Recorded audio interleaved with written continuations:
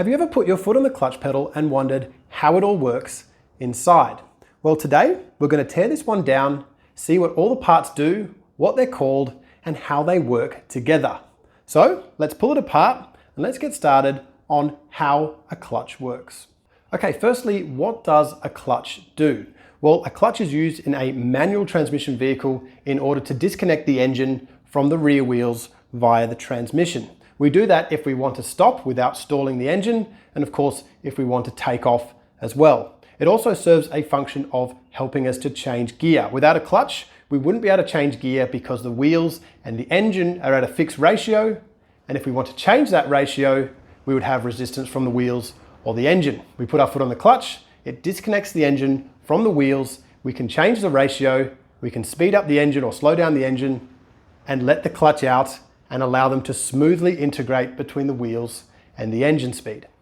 Of course, this whole clutch process starts with us. We use our leg to operate the clutch pedal, which typically will operate a master cylinder and send hydraulic fluid to a slave cylinder here, usually in the form of brake fluid, and the slave cylinder will operate this fork. We have a few advantages. Of course, we have a long lever on our leg, so we travel a long distance to move a small amount of hydraulic fluid, and the slave piston will move a small amount of distance. That gives us leverage and makes the clutch easier for us to operate. Of course, we can also use a booster using vacuum to help us move that clutch pedal with as little effort as possible, but giving us a lot of force at the slave piston end to operate the clutch, which is typically pretty heavy. Now in this case, and not all cases, but this is pretty common, we have a slave piston that is mounted to the outside of the transmission, and we use a fork on a pivot ball in order to move the thrust bearing in and out. It gives a small amount of leverage here and a large surface area here in order to carry the thrust bearing to operate the clutch. This is how this one works. Some may operate it directly, some may have the slave piston inside the transmission, but that's how this one works. It has a clutch fork, and that's a pretty common way of doing it.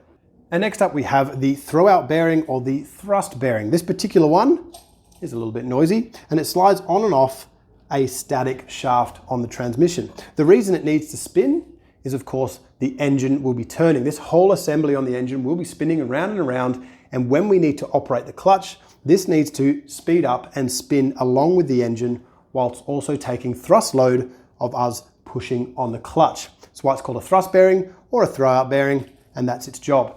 If you find you've got quite a bit of noise when you rest your foot on the clutch or even push the clutch all the way in neutral, it may be this bearing. You see this bearing isn't turning normally. If we're in neutral, we have our foot off the clutch, this bearing won't be touching this.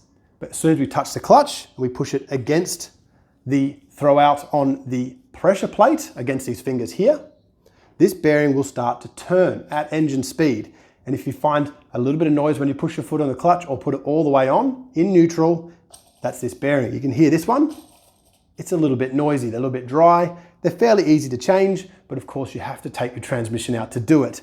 A small piece that's not worth a lot of money can be worth a lot of labor to get it out and change out your thrust bearing because it's noisy. It's not the end of the world if it's noisy, but they do tend to get noisier as they go on.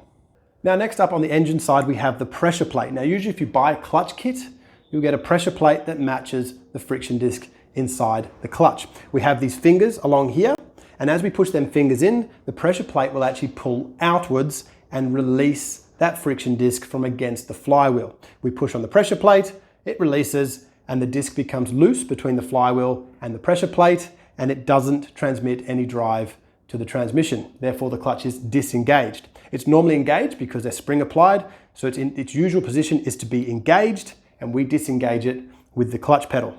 This particular one isn't heavy duty or anything like that, and it's fairly easy to operate. You can of course get heavier duty ones with a tougher spring that clamp in a heavier way, but of course you'll feel that on the clutch pedal side as well. We'll take it off and have a look inside.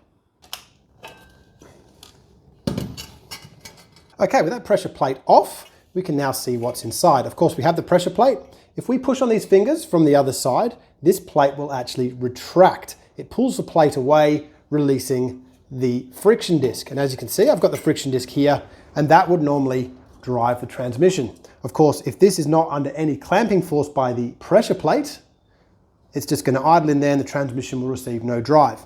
As soon as we release the pedal and engage the clutch, this will all drive as one along with the flywheel. The pressure plate itself is of course a friction material. It's bonded to a plate and we have these springs in here. What the springs do is offer a cushion when we take off and slow down. Instead of having an immediate grab from the clutch, we can slip the clutch, it engages, and the springs will take up a little bit of force to allow a cushioning of the drive and give us a smooth acceleration and deceleration as well. Some racing clutches won't have these springs, of course, and they'll be like a button clutch and they'll give you grip straight away. But for driving on the street, we want something comfortable, and that is why we do it. If it's been really hot, you may see that the springs have collapsed. You give it a shake and it rattles. It's because the clutch has been very, very hot, it's been slipped, and the springs have softened and collapsed. And of course, lastly, we have the flywheel itself. This particular one is a lightweight flywheel. This is not an OEM flywheel, and the disc will drive against the flywheel under the pressure plate to give drive. We can see there's also a spigot bearing inside the flywheel. Now that spigot bearing will spin at engine speed and it supports the transmission input shaft. It's just a support bearing, a little bit of grease in it when you build it, and it's always good to replace when you replace the clutch. It can get a little bit noisy. For the most part, a spigot bearing, or a spigot bush in this case, should last the lifetime of the clutch. Like I said earlier, it is a lightweight flywheel. There's a few reasons we do a lightweight flywheel. It can help us accelerate and decelerate faster, but it does have a few cons as well. In this case, I find it hard to take off in car parks. If you don't have a lot of inertia, you need something heavy to give you momentum. Your engine RPM can drop really quickly as soon as you release the clutch, and you might bunny hop the car through the car park and look a little bit silly. I found it hard because it is half the weight of the standard Nissan flywheel. With a little bit of heavy inertia, it's way easier to take off. The engine's got momentum. It's hard to slow down something that's heavy and spinning. You make it lighter, of course your RPM will go up faster and come down faster, better engine braking, all the things that come with a lightweight flywheel. But when you're driving around in stop-start traffic, that's when you start to notice having a little bit of inertia might be a good thing. So where to from here for me? I will skim this flywheel, and obviously I'm going to put this clutch back together again after rebuilding this engine. I think it's okay. I definitely think it's got a lot more life left in it. I might change that thrust bearing, maybe the spigot bush, but that clutch for me will go again. It's done the job this long. If I was making more power, we can go a heavier duty clutch. We can change the friction material to maybe something ceramic on the plate here.